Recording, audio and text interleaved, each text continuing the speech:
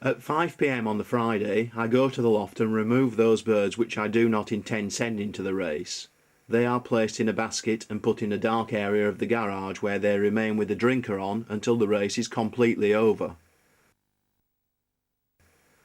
I then turn over the nest balls of the cocks that are intended entrants, so that the cocks can now climb into the nest ball if they want to.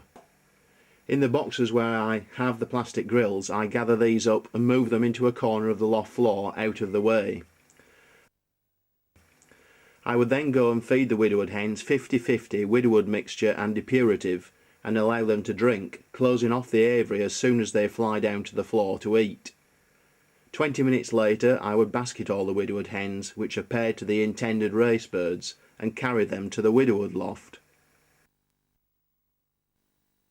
I allow the hens to fly up to their nest box, and when the basket is empty I move along, fastening in the whole of the nest box the individual pairs. In another 20 minutes I'll come in. The hens should be stood over the cocks. The cocks should be in the bowl calling. The hens should be stood over them.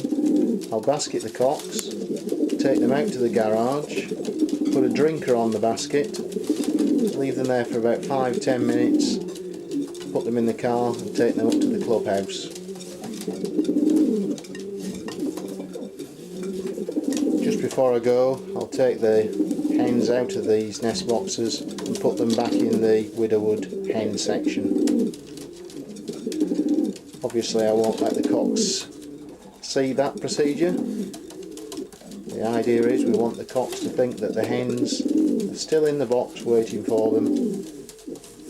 As soon as they get out of the raised basket,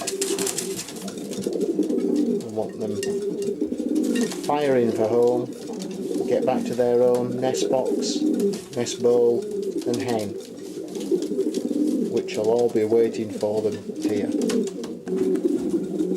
Okay, the 20 minutes are up now. The cock's in the bowl there, the hen nodding to him. I'll just nudge her over to stand by him in a minute and put him in the basket. Beaking, not ideal. The cock there's in the bowl calling, the hen stood at the side. Cock in the bowl, parading round, hens in the show to him.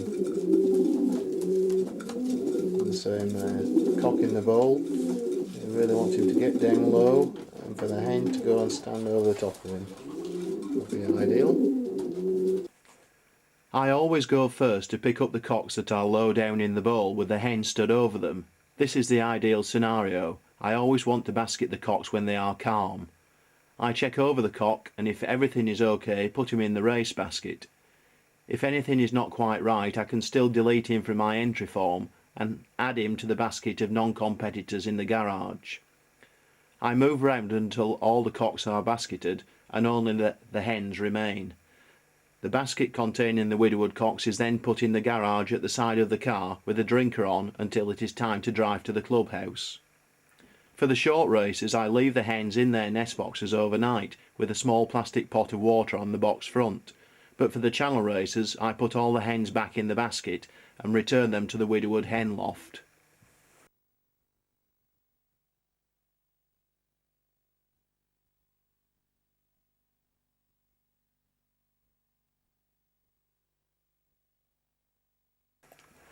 From a short race, the widowhood hens are likely to still be in the nest box from the night before, so I remove the water pots and clean any droppings away and shut the hen in the half with the nest bowl.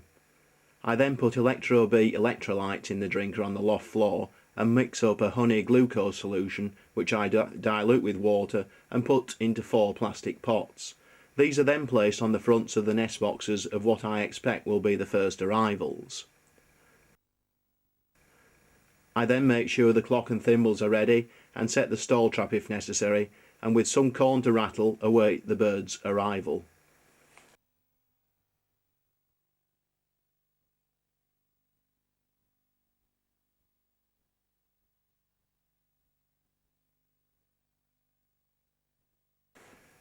In most of the old bird races I do not lock my stall trap. I let the racers go straight through the stalls and fly to their boxes. It is easy then to pick them up calmly and remove the rubber if required to time in.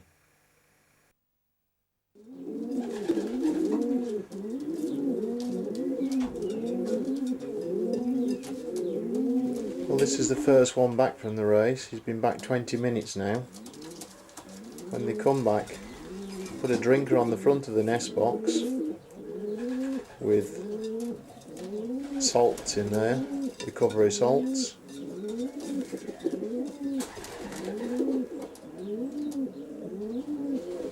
And the cock has the whole nest box and his hen.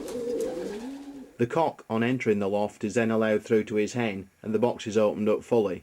The plastic pot containing either honey glucose or recovery salts is then moved onto the box front, unless it is already in position, and the cock soon take a drink. He receives no food at this time. The cock can now enjoy the company of his mate for a while. In the early or short races, I only leave the first returning cock with his mate for half an hour. A cock returning 10 minutes after the leader would therefore only have 20 minutes with his hen.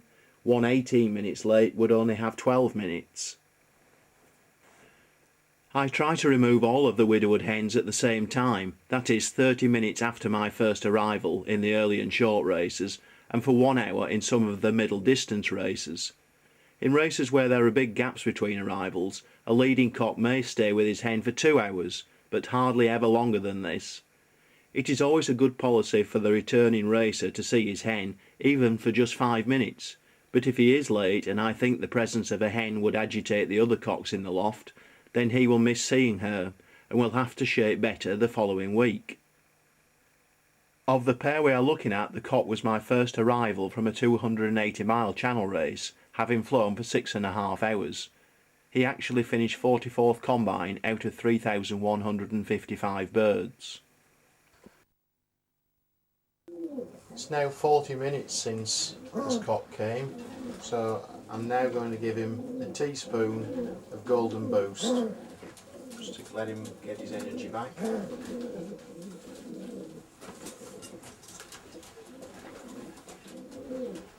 He's not really interested in it, his hen is, but he's not.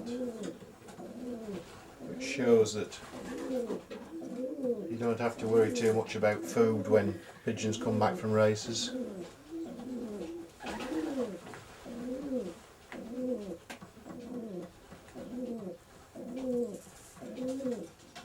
The cock's raced back to see his hen and not for the food, as you can see.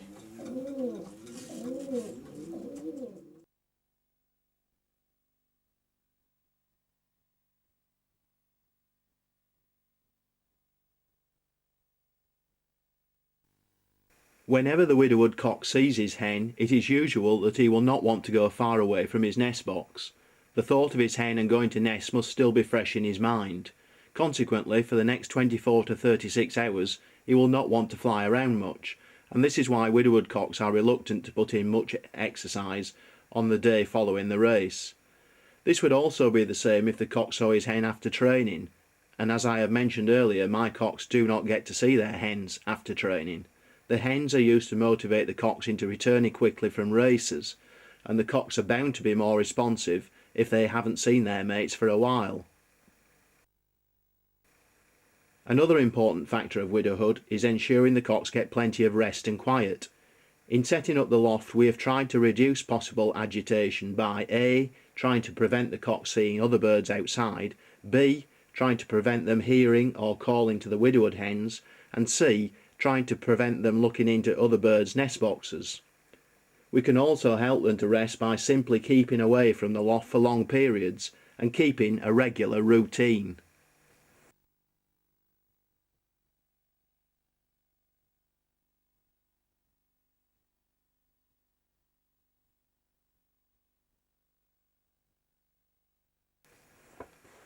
In my own loft, any change from a regular routine is mostly governed by the weather.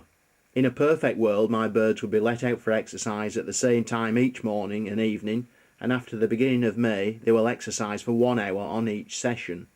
They will race every 7 days for the early and short races, and then every fortnight for the middle distance races, and will be in the first 3 every week. I did say in a perfect world. But as we know, things in life are not always perfect. Your birds may not exercise for a full hour in the morning and for a full hour at night, but I have known Widowhood cocks win regularly with as little as 25 minutes per day of exercise. A training toss of 20 to 25 miles each day without any loft exercise would be a possible winning formula. An open loft for an hour and a quarter in the morning, or possibly in the evening instead, could be another solution. Many roads lead to Rome, and you must find the road which suits you and your home circumstances the best. The overriding factor is your Widowhood cocks need to be in condition, be fit and healthy, and to gain top performances, be well motivated.